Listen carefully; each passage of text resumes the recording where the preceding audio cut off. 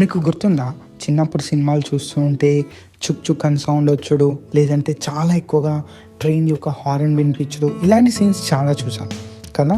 And ఒకప్పుడు మనం చిన్నగా ఉన్నప్పుడు ఒకవేళ ట్రైన్లో కూర్చుంటే చిన్నగా అటు ఇటు కదిలేది ట్రైన్స్. కానీ ఇప్పుడు మనం చూసుకున్నట్టయితే మనం ట్రైన్ ఎక్కితే చాలా వరకు నాయిస్ ఫ్రీగా ఉంటుంది. అలాగే ట్రైన్ ఒక్కొక్కసారి కదులుతుందా లేదా అని కూడా తెలియదు. ఇది miracle of electrification and technology. So Indian railways ఈ మిషన్ మీద వర్క్ చేస్తుంది. ఏంటి అంటే ఇండియాలో ఉన్న ప్రతి ఒక్క ట్రాక్ని ఎలక్ట్రిఫై చేయడానికి.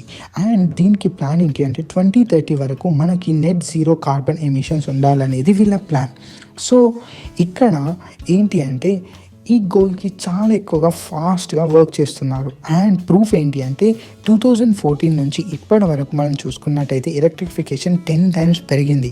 And 97% of broad gauge network ఏదైతే ఉందో అది ఇప్పుడు ఎలక్ట్రిసిటీ మీదనే రన్ అవుతుంది, ఆ ట్రాక్స్ అన్నీ. అండ్ ఇన్ఫ్యాక్ట్ ఇండియా ఒక వెస్టర్న్ కౌంటర్ పార్ట్స్ గురించి చూసుకున్నట్టయితే యూరోప్లో దగ్గర 60% ఆఫ్ రైల్వేస్ మాత్రమే ఎలక్ట్రిఫైడ్.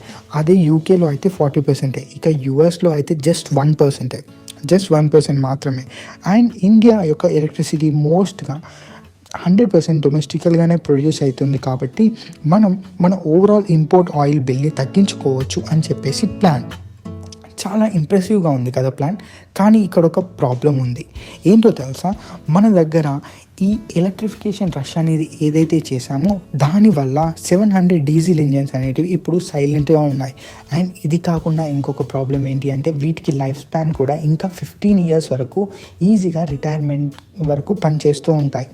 సో అలాంటి టైంలో ఈ హ్యాండ్ఫుల్ ఆఫ్ డీజిల్ ఇంజన్స్ ఏవైతే ఉన్నాయో కావాలనుకుంటే మనం రీపర్పస్ చేసి ఆఫ్రికన్ కంట్రీస్కి కూడా పంపించవచ్చు.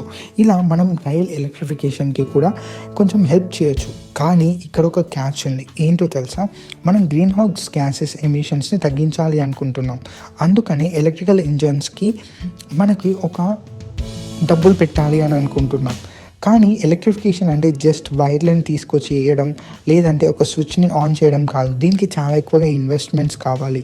అండ్ చాలా వరకు అసెట్స్ని మనం చాలా పద్ధతిగా వాడుకోవాలి. అండ్ ఇంకొకటి ఏంటి అంటే ఒక కమిటీ ఏదైతే ఏర్పడిందో చాలా వరకు రూట్స్ ఏవైతే ఎలక్ట్రిఫై చేస్తున్నామో ఆ ఎలక్ట్రిఫికేషన్ యొక్క డబ్బులు, బ్రేక్ ఈవెన్ డబ్బులు కూడా మనకి అలాంటి రూట్స్లలో రావు అని చెప్పేసి.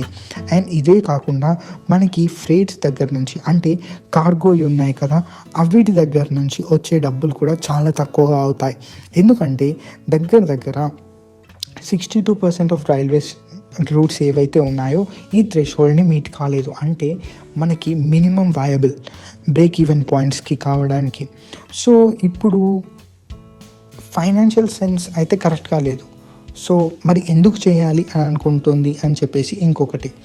అండ్ ఫ్లైట్స్లో ఇంకొకటి ఏంటి అంటే ట్రాన్స్పోర్టేషన్ కోల్ని మైన్స్ నుంచి థర్మల్ ప్లాంట్స్ వరకు ఇవే చేస్తూ ఉంటాయి, అంటే రైల్వేస్ చేస్తూ ఉంటాయి దగ్గర. అయితే దీంట్లో ఏవైతే కోల్స్ని యూజ్ చేసుకొని చేస్తుంటాయో అవి కూడా రెడ్యూస్ అవుతాయి. సో దానివల్ల మనం కోల్ని కూడా కొనడం అండ్ అమ్మడం తగ్గుతుంది.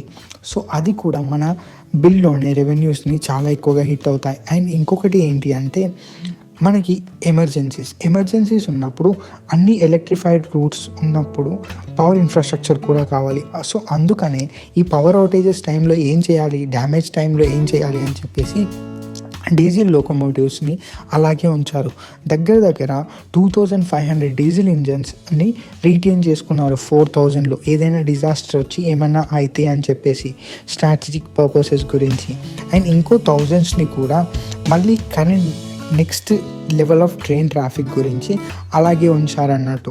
సో ఫాసిల్ ఫ్యూయల్స్ నుంచి నిజం చెప్పాలంటే మనకు చాలా వరకు ఎలక్ట్రిసిటీ వస్తుంది. సో నిజం చెప్పాలంటే కోల్ దగ్గర మనం ట్రైన్ దగ్గర నుంచి పొగబట్టే బదులు కోల్ ఫైర్ ప్లాంట్స్ దగ్గర నుంచి ఎక్కువగా మనం ఈ పొగని రిలీజ్ చేస్తున్నాం అంతే దగ్గర.